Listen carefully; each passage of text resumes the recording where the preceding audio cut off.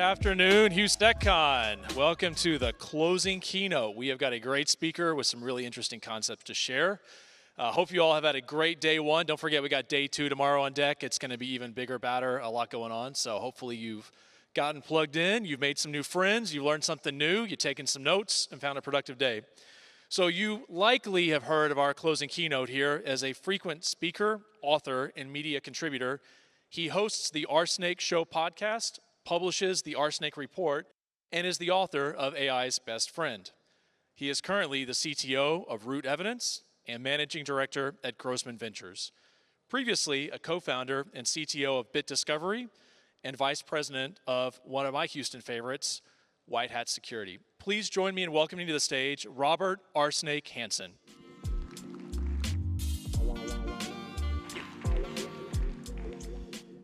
Hello, everybody. Can you hear me? Excellent. Well, I have 60 slides to go through and 45 minutes to do it. So if you hear me breathe, just give me that signal, right? Okay, so I already gave my intro, so I'm skipping that one, right? There's a lot of caveats to this very particular presentation because there's a lot of things that I could have gotten wrong. A lot of the data sources are not my data sources. I didn't create these data sources. I have no say in how they were created, et cetera, et cetera. And I did not validate this information with MITRE, et cetera. So I just want to make sure you guys know that I really highly recommend you do your own homework and actually do your own analysis. Irrespective of anything you see here, just take it with a big grain of salt. However, I did talk with two CVE board members, the head of EPSS, and the CEO of Volncheck. And so all of them have seen various chunks of all of this, the original data sources. I've never heard anyone say anything where I'm wrong. So we'll see. So Jeremiah Grossman absolutely hates it when I talk about this analogy, so forgive me, but I think it's the best way without trying to be overly rude about what I think about CVSS. So CVSS is basically a rating system, if you're not familiar with it, where you rate things from 0 to 10, which by increments of 0.1, so it's 101 steps on a scale. And I sort of said, okay, well, what if I could create sort of an analogy of that, right? So I came up with something called the common fruit scoring system. We all know what fruit is, I think, right? Ish. But it's a little complicated because how would you define a 10 on a fruit scale and a 0 on a fruit scale? Like, what would that mean to you? And so I tried to come up with something like edibility. You think of fruit typically as edible. Nutrition, flavors, stability, and sweetness. But that doesn't really explain whether something actually is a fruit or whether you'd buy it. Like around Halloween, I'm going to buy a pumpkin, right? Because that's what you buy at Halloween. I don't really care if it's sweet or edible or whatever. That's what I need. If I'm going to make a fruit salad, I'm not going to buy a tomato. But if I'm going to make a salad, I am going to buy a tomato. So it doesn't really matter.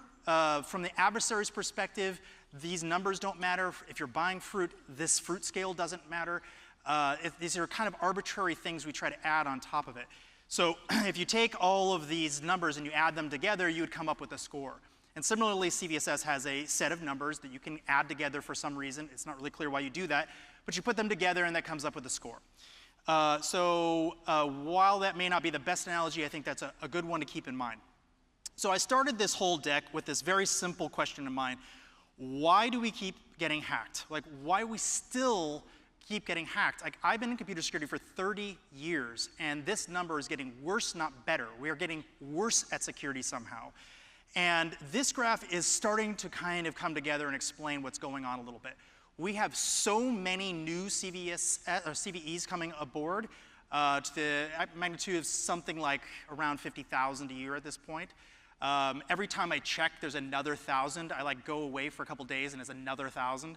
I keep saying it was 309,000 today. It's like 212,000 apparently. This data, by the way, comes from today. So that's getting worse over time. We're actually spending, we have the same approximate amount of time to do things, but we have way more things to do. And we're spending a lot of time on a bunch of things that may or may not actually matter. So one thing you're going to notice as we go through this deck is there's different versions of CVSS, if you're not familiar with that. So there's version 2, there's version 3, version 3.1, and version 4. No reason why they did that, but whatever, the different versions. So if you look at any individual vulnerability, you will see that in one scale, it's one number, and in a different scale, it's a different number. And that level of inconsistency is just like one small flavor of the kinds of terrible things that are happening within the CVSS world, where things are getting misnumbered or changed or whatever. There's also inconsistencies in how things are named. So if you're trying to find all the vulnerabilities in an SBOM related to some company, so for instance, Red Hat, you might check for Red Hat, comma, incorporated, period, right? Because that's the company name. That's the most likely thing to give you all the data, you'd think, right? Maybe. But there's also Red Hat without the comma and the ink and the period. And there's Red Hat with brackets around it for some reason. Red Hat all capitalized, no space, all lowercase, uppercase, camel case, I guess, or whatever, Red Hat with a .com in it, and my personal favorite, Red Hat with a space at the end. And so because there's no consistency in this, it makes it very difficult if I'm going to try to figure out what I'm vulnerable to. If you actually do this search within the cve.org, which is sort of the official thing the government runs, if you search for red space hat, you get different results than red with no space hat. In fact, not just a little different. I think the first one was 1,800, and the second one was 11,000 when I made this screenshot like 6 months ago or something. So you're going to see massive differences depending on what you're searching for. So there's really no way to know that this problem exists unless you already have looked at the data, and that's why I'm saying you really need to look at this data. It's pretty interesting and bad. There's also weird things like this where drive-by downloads in Internet Explorer will be marked as a network-based vulnerability. Well, anything that's on a network could be considered a network vulnerability. Really, this should be classified in a whole different category of something that's drive-by. So any sort of user interaction really should have its own categorization, because that's a very different class of attack. But there's no such thing in at least CVSS version 3. There's also a large amount of vulnerabilities that aren't scored at all, which may be a bit of a shock to you guys. So NVD might score it, but it doesn't make its way all the way through the system. So I can't just ask the question, like, look at this data and tell me, like, what is the score of this thing if I'm pulling from CVSS from MITRE. So about 60% as of this morning are not scored. That's 2/3 of the vulnerabilities that have no number at all. I mean, that's just crazy. So that also doesn't include things that, for whatever reason, do not have a CVSS score, period, because they don't have a CVE. There's things like Python nanoinjection, is something I came up with a while ago. I submitted it to Red Hat. They said it's not a CVE because it's expected behavior that people can write bad code. Okay, that's fine. So it doesn't give a CVE. So even if it is vulnerable, you may never get to see it ever in this corpus. SQL injection, a lot of the time SQL injection will never appear there, despite the fact that there might be a vulnerability in it for whatever reason. There was one example I saw where there was a library that was vulnerable that was in 40,000 different applications.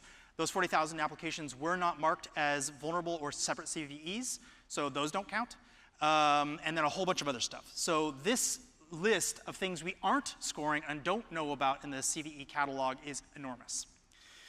So another thing is there is a base score, which you would assume is the score. It's actually whoever wrote the last score, which is a little confusing. So if you have two different groups scoring something, the last one wins, but it specifically wins if it's CISA.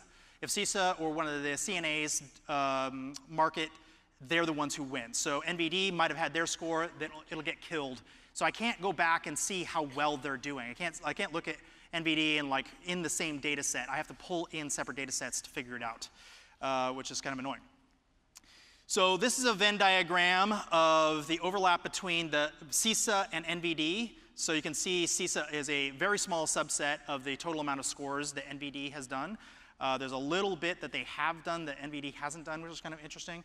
But for the vast majority of cases, CISA is worse, and so are the CNAs. They're worse. This is the no score coverage for NVD. It's 7.2%. I think that the vast majority of these are things that they've found as disputed or whatever, and just have never gotten around to scoring, or brand new, or something like that. So this number should be relatively small, and it is. I think NVD is doing an okay job. Okay, this is an eye chart, but it's basically CVSS scores from NVD versus whoever the CNA is or ADP or whatever. And so for this to be a good graph, ideally everything should be along that center line of agreement. Because things are all over the place, it means that they're actually disagreeing with one another. So NVD might say this is a really critical. You see a whole bunch of things on the 10, like way up at the top. But there are also some that are way on the top and way over to the left, which means that the CNA said, I don't think this is a very high score, where the NVD is like, this is a 10 out of 10, like crazy high score. So they're not just like slightly disagreement about some of these, they're like way disagreeing about some of these. There's also a whole bunch that are marked as active or inactive in terms of exploitation, and these fluctuate over time.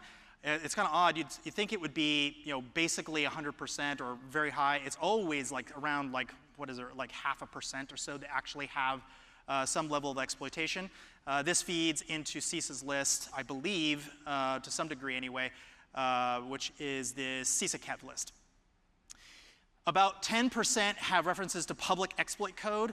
So this is code that has been published in the wild where someone could download it and actually go and run it and attack somebody with it. You'd think that this would be a perfect overlap with the amount of vulnerabilities that are being used, but it turns out that the vast majority of exploit code is on stuff that doesn't matter. So the exploit code is sitting there, the adversary is looking at it, and they're like, it's not a vulnerability I don't care about. It doesn't give me access that I want, which is really telling. That means that there's something going on in the brain of an adversary that's like, I want certain types of vulnerabilities. Those vulnerabilities have to scale linearly. I have to be able to run it once, and it has to work everywhere uniformly. And for whatever reason, the vast majority of CVEs do not fit that, the vast, vast majority. So has everyone heard of KEV? Is this, say maybe 5% of you guys, 10%? Okay, well, KEV is supposed to stand for known exploited vulnerabilities, right? And there's a whole bunch of other KEVs out there than the one you might be thinking of. So there's CISA-KEV, there's Vulnercheck KEV, there's KEV Intel, which just recently went under, and I'm sure there's others. But importantly, CISA-KEV is the vulnerabilities that they say have, that are actively in use. So the known exploited. Exploited, meaning has been exploited, right? That's what it means. Does that sound like it makes sense to everybody? Okay, the problem is it is not that. It isn't that. What it is the known exploited vulnerabilities for which there is an easy patch. Do you see the difference between those two things? That is night and day different, right? Because there's a huge amount of vulnerabilities that they do know are being exploited, but they just don't have a good patch for it. So they have no way to incentivize people to go fix those things because there's nothing for them to do. They're like, well, that sucks, but what do I do about it, right? And so this is bad. I've actually talked to a couple of people about this. What's actually happening is there's a failure of incentives internally. So there's a bunch of government contractors who run these things, and they are incentivized to close vulnerabilities within a certain window. If they don't do it, then they don't get bonused or whatever. So you don't want to have the window closure too far out because then your exposure is huge, but you also don't want it too close in because then they might go, I'll never get it in the time. There's only like 2 days to fix it. I'm never going to get there because either the vulnerability patch does not exist or it's just too hard or whatever. So they say, forget it. So they never get around to fixing it. So they're in this weird battle where they're trying to like get it just in that sweet spot of figuring out what the right incentives to get these things fixed are. And it's leaving us wide open in many different versions of these vulnerabilities. Okay, so this is the KEV population versus the CVE population. So KEVs represent 1,400 out of 312,000, right? So that ends up being 0.46% of all vulnerabilities have been put on this list, the known exploited vulnerability list. So the vast majority, 99.5-ish% of vulnerabilities are not known to be exploited according to CISA, if you believe CISA, right? So what is that? What are we working on with all this blue stuff? Why are we spending so much time on that if CISA is right? And so you're thinking, well, because CISA is not right. Okay. So this is the average. If you took all of the vulnerabilities over the entire corpus of the CVE library, this is what it looks like. And the weird thing is, for KEVs, I'm sorry, this is specifically for KEVs. So the weird thing is that it's been fairly static. It looks like it's always pretty high. I think that kind of makes sense because certain vulnerabilities rank higher in CVSS just because they are remotely exploitable. There is an exploit payload, et cetera, so they tend to kind of tweak the knob slightly upwards, not all the way to 10 necessarily. Notice that it isn't 10 across the board. It's like 7, 8 kind of thing. But then I started looking at these other graphs, and this is what got me just like down a crazy rabbit hole. So the top is an example of all of the CVEs by their scores from 0 to 10. And the bottom is all the KEVs from 0 to 10, right? Does anything stand out to you about these graphs at all? Does anything look weird to you? Yeah? Yeah, the CVSS score for the bottom, the KEVs are skewed to higher. Yes, well, KEVs are skewed higher. I think that makes sense. Some of the KEVs are down at like 3 or 4 or whatever, which is kind of interesting, by the way. It means the bad guys don't give a crap about the highs and criticals. They'll use whatever they can use. That's a good thing to notice. But the thing that stood out to me is there isn't a bell curve, and it's also not flat. And it's also not like evenly distributed across the thing. I didn't know what I was expecting to find, but this was definitely not it. And the other thing that's super weird is there's huge spikes. There's like massive spikes, and then it's down to almost nothing, and then huge spikes, and then down to nothing. That's very odd. Like if you spend enough time looking at a big enough population of anything, you're supposed to see some sort of bell curve or some sort of flattening or some sort of randomness that kind of ends up being normalized into a flat line, right? But it's not happening. Like the more I run this, the longer I run this, the more this looks the same. Like it's creating these crazy spikes. Okay, so what the hell's going on? So if you look at the density of each of these, you actually break it down. This is slightly old data, it's from about 6 months ago. You'll notice that certain scores, like CVSS 7.8, have 7% of all vulnerabilities ranked 7.8. 7.1%. Like that's a huge chunk. That's nearly 10%. That's way up there, right? And then other vulnerabilities, like the ones on the far side over here on your right, there's none. There's literally none. And it's like blowing my mind. Like, what is happening here? Like, am I messing up the data? Like, what's going on? Well, no, there's something happening here. Something very weird happened. And I found this one vulnerability that this is what cracked it for me when I started figuring out what's going on here. So if you look at the bottom score, it's the impact score is 6, and exploit score, probability score is 3.9. So if you add those two numbers together, what does that equal? 9.9. So what's going on with that 10? What's going on, right? There's something weird happening here. And I'm just like, what?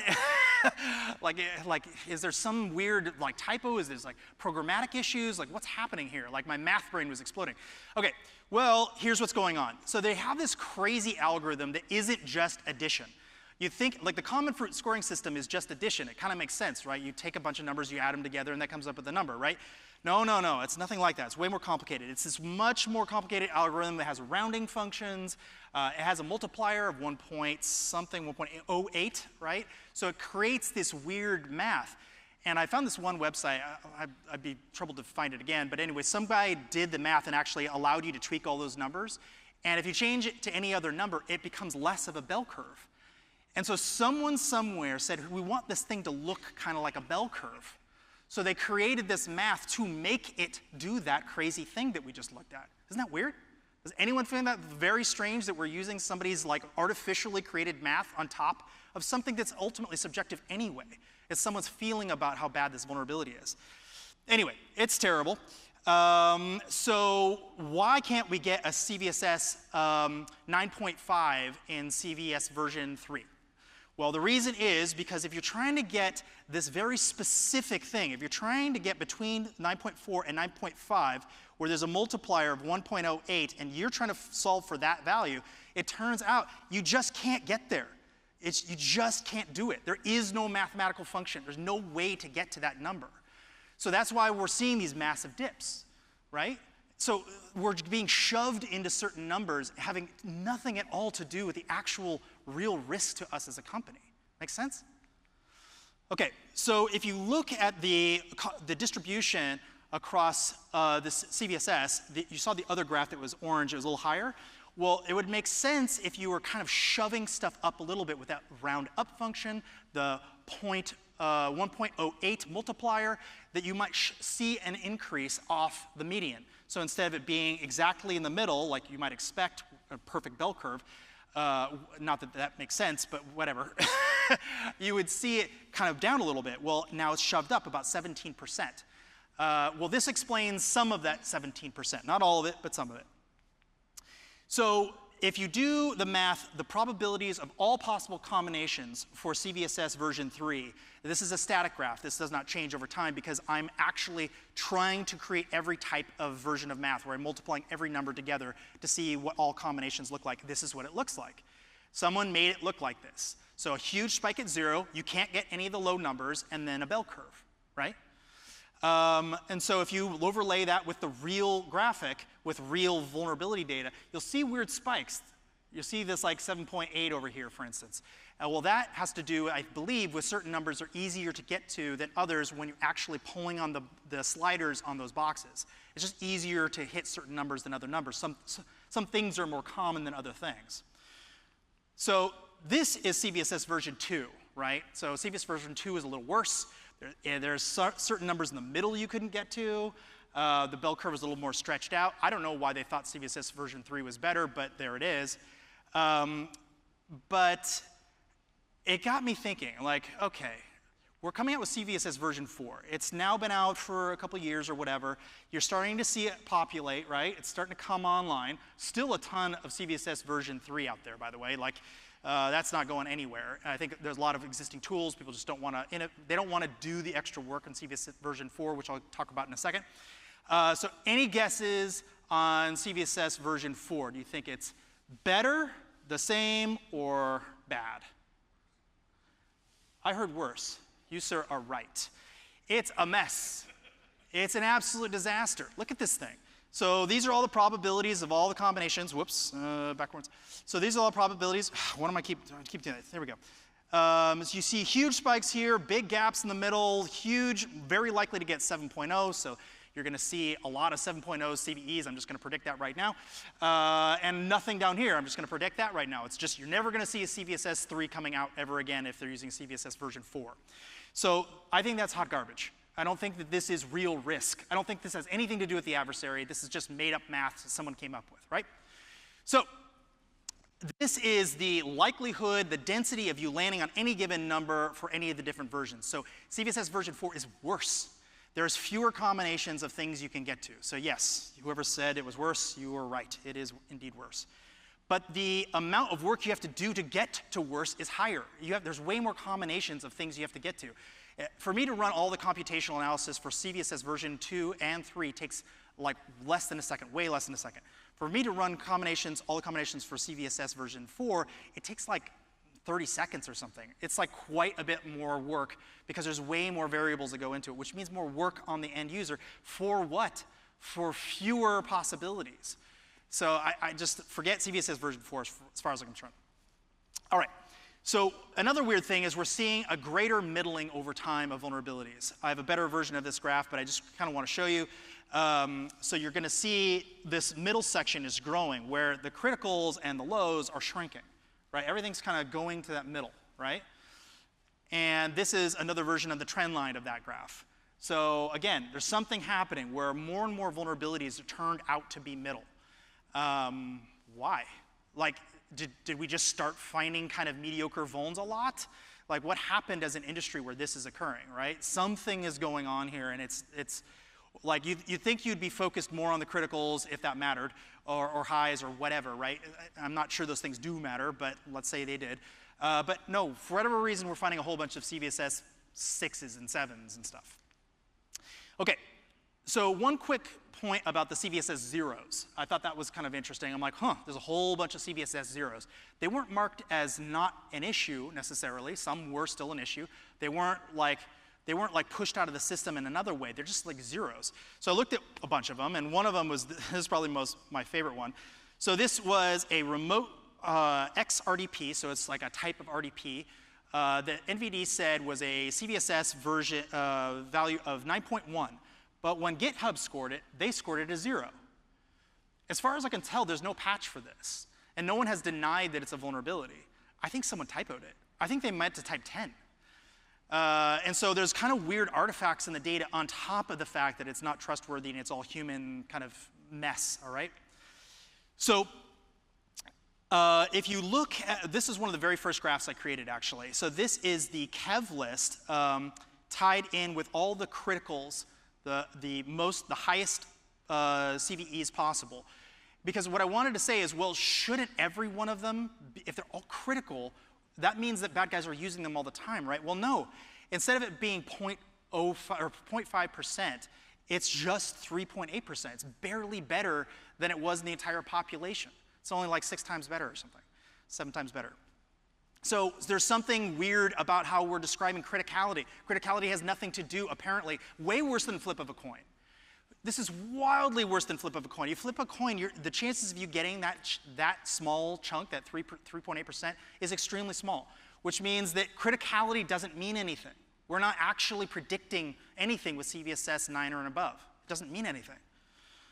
So this is the breakdown per year. There is nothing at all before 2002, which is kind of interesting. This is the Kev list. So bad guys will use old vulns. They don't really care. A lot of people think it's all about O-days, like whatever's coming out today. Nope. They got, whoops. They got back down to 2002, 2004, 2005. Like there's a bunch back there. So I don't think the adversaries are thinking about things the same way. They're just looking at vulnerabilities and saying, will this work for the task I'm trying to do? And so it doesn't matter the criticality. It doesn't matter the age. These have no bearing at all on whether they're very likely to use. Or sorry, not as much bearing as we'd like. Now, it is skewing more towards the more recent vulnerabilities, but I think that has more to do with the fact that people just arbitrarily update things. So like, oh, our old ASA needs to be replaced by the new ASA. So the old ASA vulnerability is going away, but the new one's vulnerable. So the old CVE goes away or in terms of utility, but the new one's the new hotness. So you'll see some of this newness. But if you look at the MTrends report, we pulled data from everybody who has data, basically. The MTrends report said that there was 12 new CVEs used last year. 12. That's one a month. That's not hundreds of thousands. We're talking about 50,000 CVEs per year, and the adversary only picked 12? Why those 12? Why specifically those 12, and why not the rest? I mean, there's so many to choose from. Well, there's something particular. There's something interesting about them that we're just not paying attention to. Okay. So this is the breakdown of the Kev list. The one that I found the most interesting was the lows. 0.5% of them are low severity. So again, they don't care. They'll use whatever, like whatever is useful. Now, one thing that's weird about the lows and zeros and whatever is sometimes there's typos, sometimes there's misunderstanding or whatever. I found one vulnerability that was marked as a critical, but it was like a default credential, but the second you log in and asks you to change it, it's like, well, yeah, of course, it's default until you actually log into the box. Yeah, that's how literally everything works. So you'll see in this case, like this is a vulnerability that was marked as a medium by by NVD, and then changed to a low by the CNA, in this case, Samsung. So I asked a bunch of questions about this. So some of it's just them changing a variable or something like, well, it's actually not this, it's that, or whatever. We did more investigation. I did some analysis. So there's a standard that apparently NVD uses before they hand off the ability to become a CNA. And that is basically your reputation, how good you are at predicting the likelihood of getting the same answer that NVD gets. So NVD is God, and everybody else has to do what God says, but they don't check everything. They only check like occasionally. And if you get it right most of the time, you get to keep your status. You get the gold status or platinum status, and you win. If you get it wrong, then I guess, nothing. I guess they just don't like you or something. I don't know. Anyway, so it turns out certain CNAs have figured out that they really don't want to have these criticals because it just makes people upset.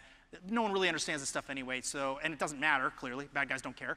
So they will find whatever answer that NVD is most likely to use to decide what this thing is going to be from the text. So NVD takes the text, and they look at the text, and they say, from this text, this looks like it would be this level of severity.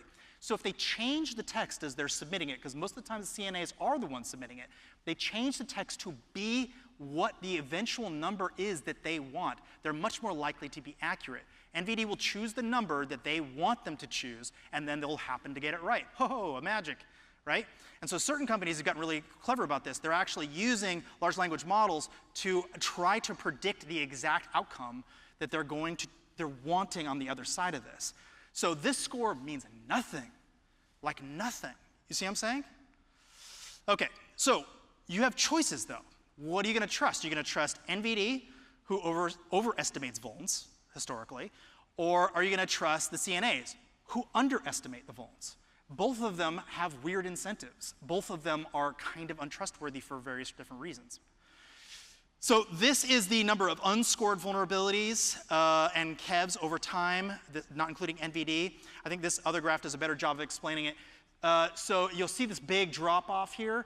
That's the CNAs. That's them coming online and actually becoming a thing where they're actually going back and looking at old vulns and deciding whether these things should be, have classifications or not. So they're doing a pretty good job. If you notice, it's going down dramatically, where most vulnerabilities, new vulnerabilities, are getting scored. I noticed as of 6 months ago, when I first pulled this data, we've seen a decline of around 6% of vulnerabilities that were unscored and now are scored. So that's great. CNAs are actually getting around to scoring stuff. But how fast? So this is the publication delay. And I'm looking at this graph, and I'm like, what is wrong with this graph? Like, what did I do? Well, what is happening? Why is this going way off over 6,000? Like, what happened? Like, I honestly think I just screwed it up at first. So I go back and look in the data, I blow it up to log scale, and there is, sure enough, stuff sitting out there that's 16 years old before they got around to telling us about these vulnerabilities, right? 16 years later. So I go pull an old one, just out of curiosity. This one's from 13 years ago. This is 2012. This is a cross-site scripting in an endpoint.php parameter or whatever. It's like, who cares? Why did this take so long for them to release this? This is like relevant now. I mean, maybe that's why, just wait long enough and no one will care. But so you can't really trust them. So the KEV is out of date as well. In particular, the CISA KEV. We believe it's around-ish 18 months out of date. I think they're trying to speed this up a little bit, so that's good news. That's really good news. But 18 months is still a pretty big delay. Like, we'd like to see that happening much faster, especially if it's actively under attack. Like, if these are nation states attacking our government, you think that they'd want to get around this a little bit faster. I think there's some reasons for that. I think some of it is like sort of clandestine reasons. They know this is being used and they kind of want to sit on it and they want to watch the adversaries. I mean, I don't know this for a fact. I'm just guessing, but maybe. Okay, so this is vulncheck KEV. Vulncheck, in our opinion, okay, don't take this to the bank or anything. In our opinion, of the things that are currently publicly available, we believe vulncheck is the best. So if you're going to use any of these things, you heard it from me. Tell Patrick Garrity I said hello. I think this is the best, all right, out of all of them. I'm not saying it's perfect. I am not saying that. But I have many reasons to believe that they are the best. So if you look at their overlap compared to CISA KEV finds whatever, 1,300, 1,400.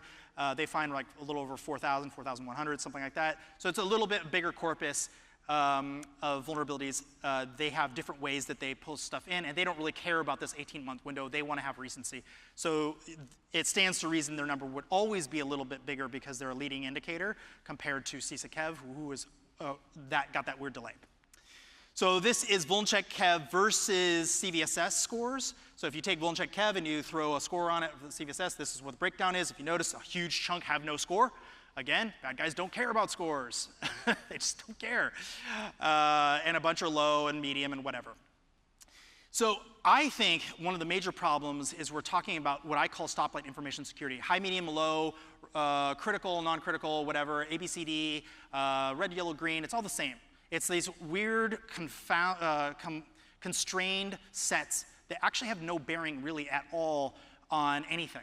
Because what you do is you try to do math on it. If I say you have 10 criticals, how many highs is that worth?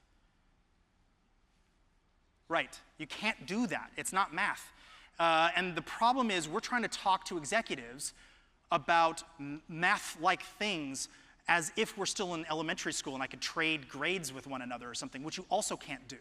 Like teach, you gave me 3 Ds and 1 A, can I convert one of these Ds? Like how many, can I get the number raised if I trade or something? Like these, it's not possible. It doesn't make any sense what you're saying. And this is a similar thing. Like we're trying to arbitrarily add things together that aren't actually math. Just because you put a number on a thing doesn't make it not a thing. Like if I say this fruit is a 7, what does that mean? What am I saying? So I'll trade you like 3 4s or something, and I'll get a 12, or like what does that mean in the fruit scoring system? You have this exact same problem with CVSS. Similarly, if you take the full replacement cost of something that's $1,000 and you say that's a 1 out of 10, are you saying the worst thing in the entire company, the world-ending company thing, is only $10,000? Because that's what the math says if you do a 1 through 10, right? Obviously, that makes no sense. So all of this isn't math. It's just like people arbitrarily trying to make math out of non-math things. So this is a very fun little website that Watchtower put up where they found a CVE rather, that had an executable attached to it that you could download to fix the vulnerability. This was the patch to the vulnerability. So this is a very old vulnerability, and so they went back and they looked at it, and it turned out that it was available. They could go just register it and upload an exe, and now you're downloading this patch for this thing as potentially their malware, right? So I'm like, well, that's really funny. I'm going to go take a look at it. So I look at this website from 2013. Hasn't been updated. It says it last revised 2013, right? That's a long time ago. That's before I gave a crap about this, right? So I scroll down, and where is it? Where'd it go? But this is last updated 2013, so clearly you cannot rely on these numbers to be accurate. Like, if I actually need to know if there's changes here, if this is somehow related to my job function where I have to actually track this, I cannot rely on their website for valid, accurate data. Okay, there's also this concept called disputed. If you're not really paying attention, you might be thinking this is really important to go fix. Disputed has changed over time pretty significantly. It used to be kind of not such a big thing, and now it's happening a lot.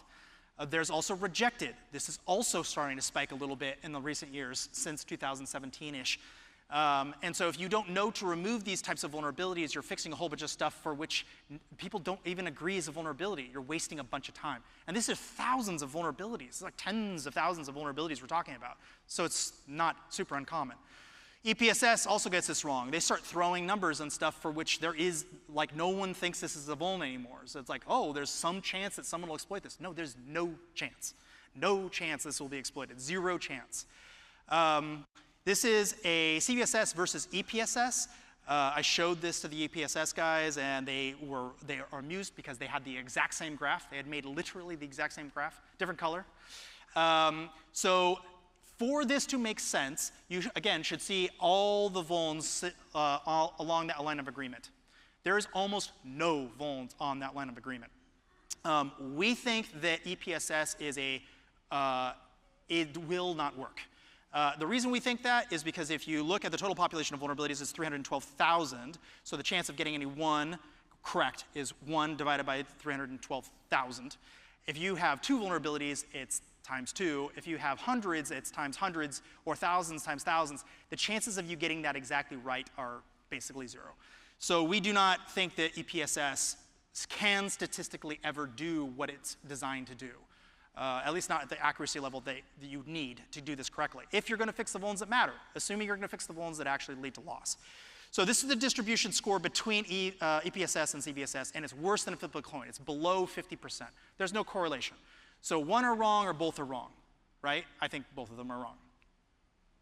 This is VulnCheck, an analysis of it compared to kind of everything else. So the 312,000 vulnerabilities, if you take the criticals, the 57,000 that are criticals, or highs and criticals, and you flip the coin, you said, okay, I want to find all the things in this corpus that are high and critical. Like, would you be better off flipping a coin, or would you better off be fixing all highs and criticals? And it turns out, I actually thought that I'd get this exactly backwards. I thought it would be better to flip a coin. It turns out it's actually 3 times better to just fix all highs and criticals. So that's great, right? CVSS has done something there. But what did it cost you to get there? That's the real question.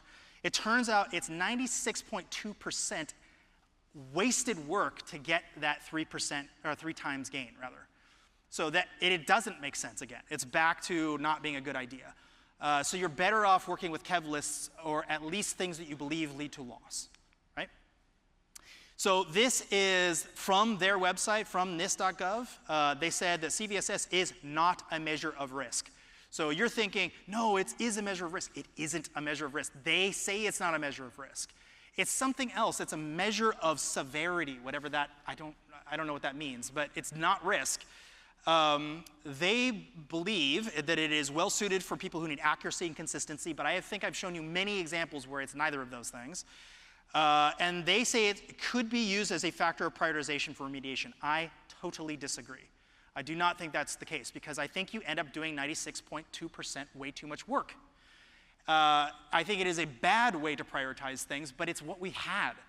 Like this is my love letter to you guys. I know that this is the best we had. We did our best. I feel really bad that this is what we came up with, but it's what we had at the time. We didn't have better data.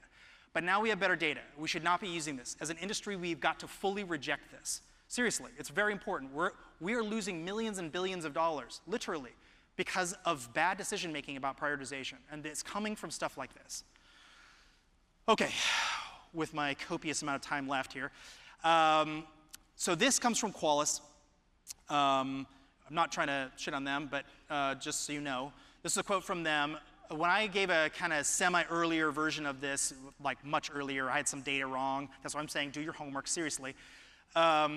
They said, well, you're kind of saying some stuff about CISA-KEV that's not so great. Like, we kind of want to like kind of couch that a little bit. I'm like, great, what do you want to say? And so they gave me this quote.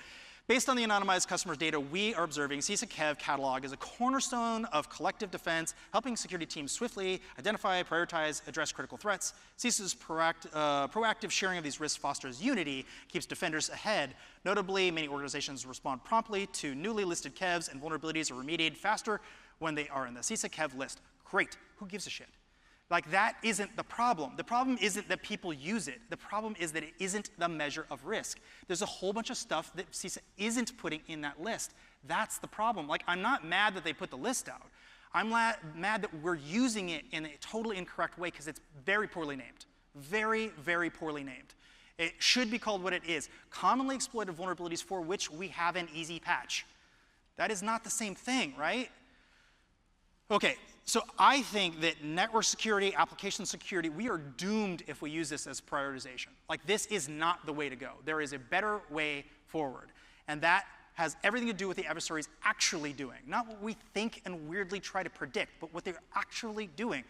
Because what would you rather say? Would you rather say, I want to be compromised by something that no one has ever seen ever? Or do you want to say, I've been compromised by something that's getting everyone compromised? We're all getting compromised by it. We just didn't get around to prioritizing it and fixing it. Because that's what we're currently saying to people. I don't think that that conversation goes over very well. I think we need to switch to return on security investment. If I put a certain amount of dollars into a company, as a marketer or salesperson or whatever, I expect a certain return, right? When we talk to the board and we're like, hey, I want $55,000 to fix some cross-site scripting, command injection, and SQL injection, a couple of CVEs, blah, blah, blah, to change our grade from a B- to a B+. The board's like, what is this kid doing? Like, get him out of here. This is not an adult. Because the sales team and the marketing team, they're talking to me in dollars and cents. They're saying, hey, we did this and we got this return. We need that same talk track. We need to change to being a conversation where we're saying, here's a certain amount of money I want, Mr. CFO, who's the real risk officer of the company, by the way, not us.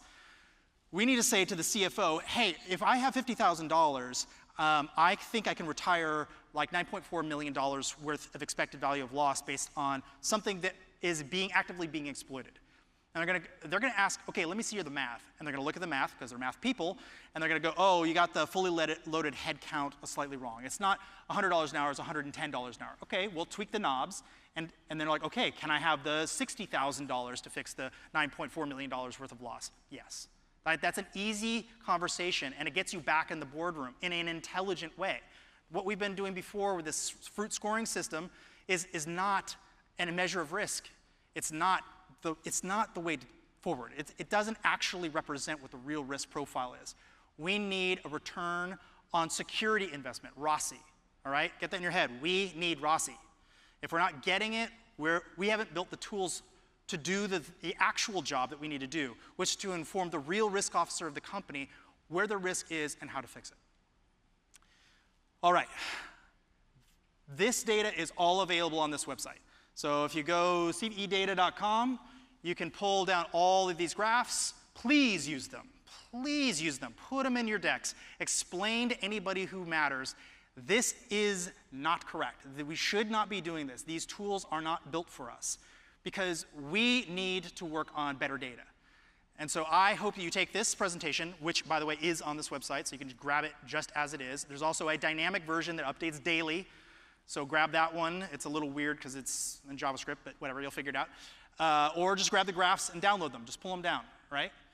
I want you guys to be armed with real security information from real adversaries, not this weird thing that we've created, all right?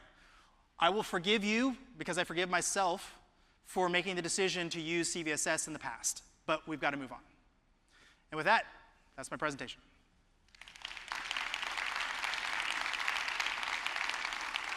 I have 1 minute for questions if you want. Yes?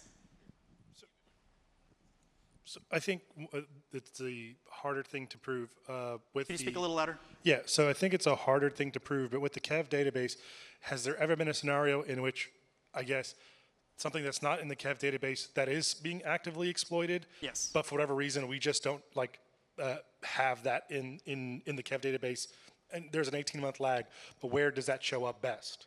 Yeah, well, you might see it in Vulncheck Kev, for instance, but you won't see it in CISA Kev. So that's why I say if you're looking for a Kev list, go Vulncheck Kev, which is, by the way, free to download. So there's no reason why you wouldn't do it. Any questions? All right, well, thank you very much for your time. Appreciate it.